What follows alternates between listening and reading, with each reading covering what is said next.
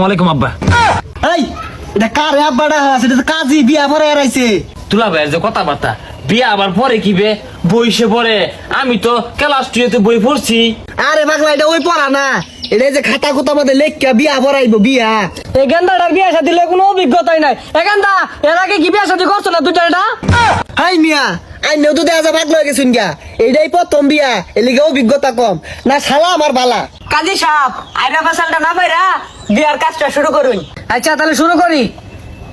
মারদরগ্রাম নিবাসী মোহাম্মদ আগারু মিয়ার ছেলে মোহাম্মদ জোয়ারু মিয়ার সাথে সারিসনা গ্রাম নিবাসী মোহাম্মদ ভান্ডারি মিয়ার 11তম কন্যা। দুলা ভাই আমি 11 নম্বর বিয়া হতাম না, আমি 1 নম্বর বিয়া হলাম। হই যা পাগলা, পাত্রী তো 1 নম্বরই, ওরা বনে সারি 11টা। কাজী সাহেব শুরু করুন।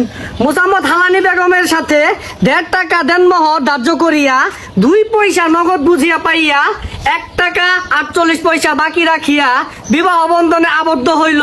আপনি কি রাজি আছেন? বলেন বাবা কবুল।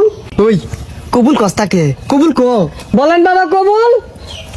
কইতাম না, আমার শরম হরে। আপনি কি রাজি আছেন? রাজি থাকলে বলুন কবুল। না আমার শরম হরে, কইতাম না। দুলা ভাই আইন কোন?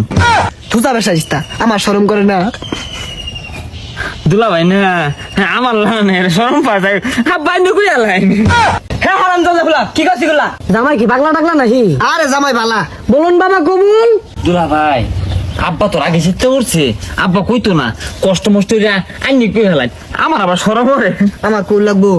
আব্বা অন কি কবুল কয়ে দিতাম। হ্যাঁ স্যার কুড়া জামাই একবার কবুল করে তোমার পেট বেছে না? পেট তো ভরছে, শালা কয়ে কইতাছে দেখা, তুই কো আব্বা রাগ করতাছে। কবুল। কই বাবা ডর রে। কান্দস